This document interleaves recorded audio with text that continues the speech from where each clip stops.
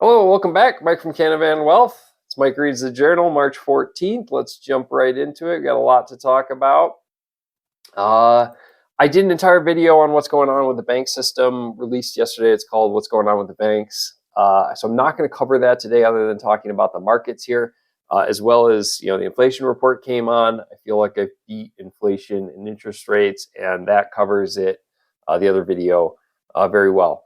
But markets, uh, crazy week, right? So last week, Powell announces kind of right around the time that we were shooting Mike Reads the Journal that most likely interest rates are going to have to continue to go up. Then we have the whole banking system thing kind of melting down at the end of last week, certainly affected the markets. It was like a double whammy as the banking system and Powell's comments kind of affected the markets. And then it kind of the light at the end of the tunnel kind of shines in that I find it very hard to believe that what's going on with the banking system is not going to affect the Fed's decision to continue to raise rates in some way. It doesn't mean it's going to make them stop, but so we're up quite a bit today, like 2% today. And I think we've been as high as like 2.1 or 205 or something. So year to date, really just because of today makes us positive. We're about 2.5 as of yesterday. We were effectively even for the year. This did not surprise me because of Powell's comments and just everything that went on with the banking system that we went through this kind of downturn. I think we're going to bounce along the bottom here for a little bit, but only time will tell. All right, let's get into the news. We've covered China a lot. This is kind of a repeat, but I thought was really interesting in how this article came after it. So this is looking at demographics in China, right? China is such a major player in the world economy. There is no way to ignore it. And we know that last year, their demographics, their population shrank. And that was a decade earlier than was forecasted as recently as 2019. So this is happening faster than they expect. Effectively, they're just not having enough kids in China. This somewhat dates back to the one-child policy, but also this has just kind of become standard in China. It's kind of a cultural thing. But what this talks about is kind of what is expected to be kind of the collapse of the Chinese family unit. So I learned in a lot of the books I've read, like Factfulness and Good Economics for Hard Times, that in developing countries and even here in America, your family is your support network. And often in developing countries where jobs are much more fluid and you kind of, you can have a very secure job for a while and then kind of lose it through no fault of your own because industry moves on or goes away or whatever it is. Having a big family network is very important to parts of that. And it's one of the reasons people have large families is because it gives them more resources in the developing world, right? And although not China's, kind of beyond the developing world part, there are parts of it that are still, very much in that. And this is talking about effectively because families are narrowing so much, each generation is smaller, that the kids growing up in today's China do not have this broad network of kind of cousins, aunts, uncles, grandparents in this extended family that when they fall on hard times, they can fall back on. And that's going to have a bigger impact than most people will give it credit for in kind of what's going to happen in China. It also talks about just how their population is going to be so top heavy, especially in a culture where kids are kind of expected to care for the adults and kind of grandparents and whatnot, and their health is fairly good, so they live to nice ripe old ages. This is going to be a substantial problem for Chinese families to kind of care for themselves. They call it this kin crash. So I know we've covered China a lot, but it's a very important part of kind of the world economy that I watch a lot. All right, second article, something very near and dear to my heart. This is a big deal for a lot of different reasons that Australia is going to start buying U.S. nuclear-powered submarines. Specifically, this submarine right here, which is a Virginia-class submarine. I know that because this is one of the exact boats that I served on. So if you didn't know, I was a submarine officer in the Navy for about 7 years. I served on board both a Virginia-class like this, as well as a 688, kind of the older attack submarines. that we operate. And Australia is going to buy, this says as few as 3 of them, but probably a few more. And it's going to be kind of built first in the US, and then possibly that building is going to switch to the UK. Why is this a big deal? The world is getting crazier and crazier when it comes to the geopolitics. Military is becoming very important, and submarining specifically is such a niche part of the military that the more people that are involved with it, it's very important, right? So the U.S. operates a lot of nuclear power submarines. So does the U.K. For the fact that Australia is going to get into the game is a big deal. They operate some very, very sophisticated diesels, but diesels and nuclear submarines are like 2 different worlds because of their range, how far they go. I could talk forever about this, but I'll try and keep it short. I was involved in the building of the Virginia class in a minor way, obviously, as a crew member. And what I learned is that there are so few businesses, locations that can build, repair, kind of in any way work on nuclear submarines because of how sophisticated they are and how specialized they are, right? You can't just go to like a shipbuilder and ask them to build a nuclear powered, state of the art attack submarine, which the Virginia class is undoubtedly for a US military platform, state of the art. It is like a Lamborghini compared to a Toyota Corolla in the submarine world. Maybe I'll come back to that in a little bit, but there are so few outlets that do it. Every time a shop closes that repaired or worked on US submarines, it is not replaced, right? So the number of facilities that can work on nuclear submarines really only gets smaller because of how specialized it is in this kind of modern world.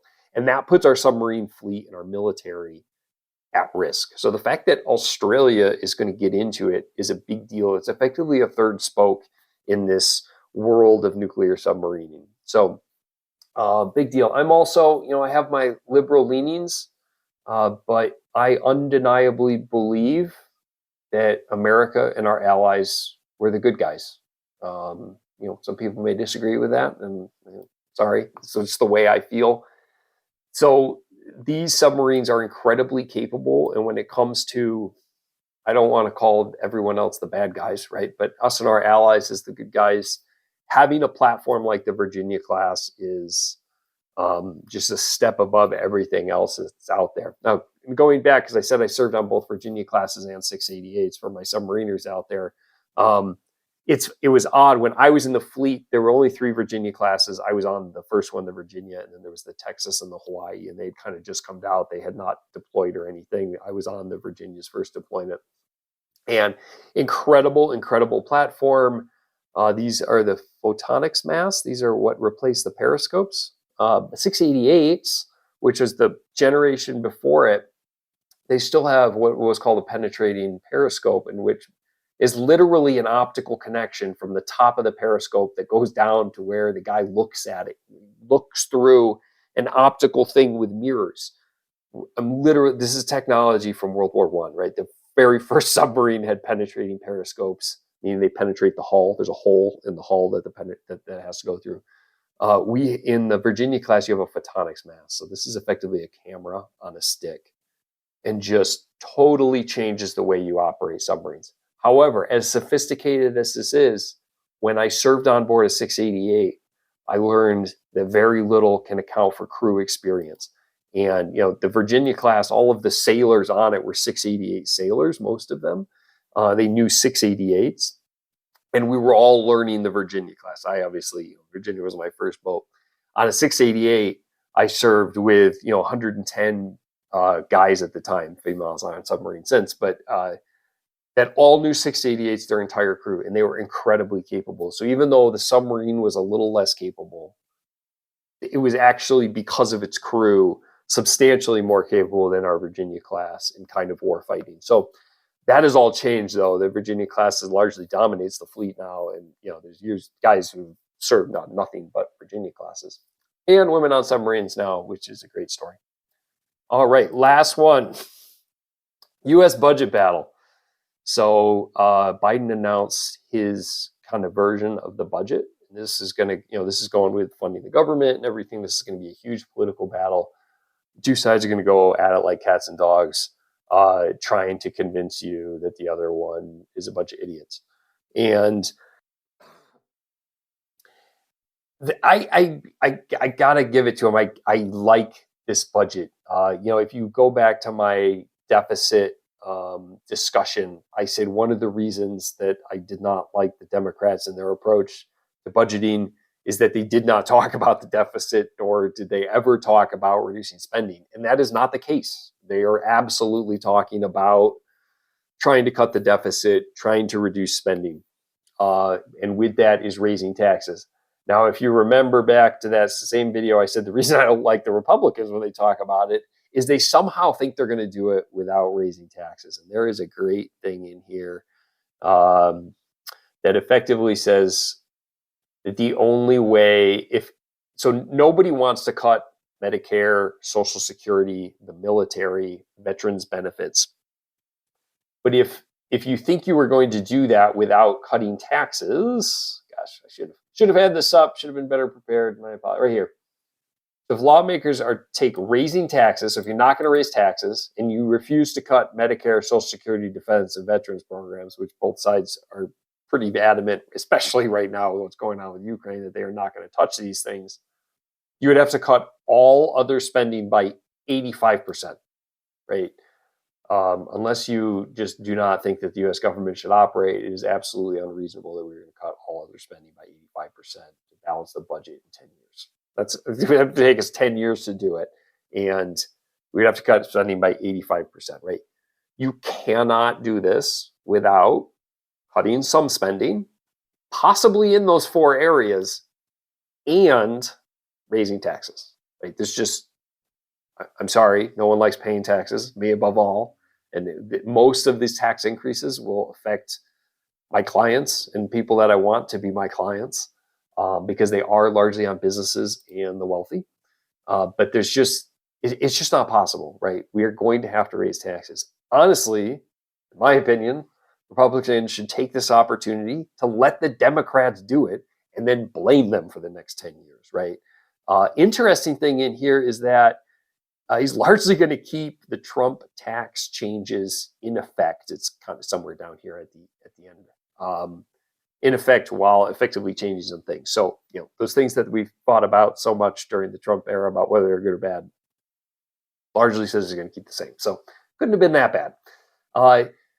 This is going to be an ongoing thing. This will certainly not be the final budget. There will be lots of back and forth. Effectively, this article says this is what Biden wants, and 10% of it will actually happen. So it will be very interesting to see how the Republicans play this, how the Democrats play this, how, I think Biden will run, but if this comes down to a Democratic primary, is this going to be a shift in their politics as to how they talk about the budget, right? Because the last few elections have been not talking about deficit reduction. So this is really good, I think. That is it. I hope you have enjoyed this. Like I said, if you're looking for information on Silicon Valley Bank, which you should, it's very interesting.